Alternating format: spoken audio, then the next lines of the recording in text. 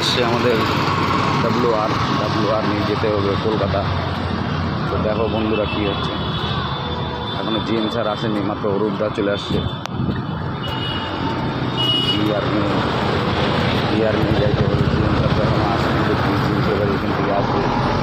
আমাদের অরূপদা ভিতরে বসে আছে, ব্যাগটা রেখে দিই ভিতরে।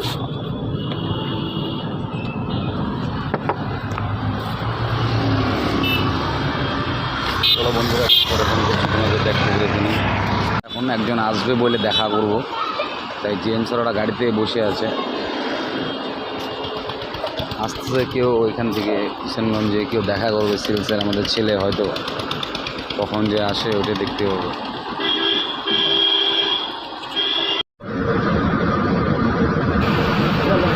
ভাই সাহেব 140 আপনাদের মিটারে উঠে যাচ্ছে, আমরা যাচ্ছি বহরমপুর।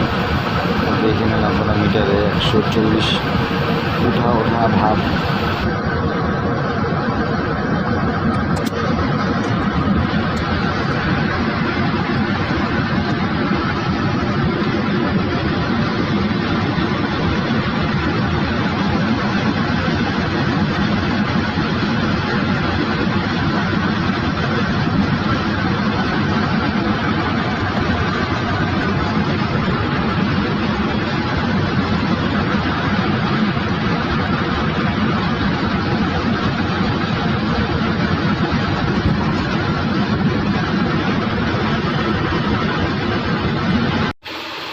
বন্ধুরা ফাইনালি এখন আমরা খাওয়া দাওয়া করে নিব, তোমার 2:30 বাজে, তাই আমরা হোটেলে আসছি।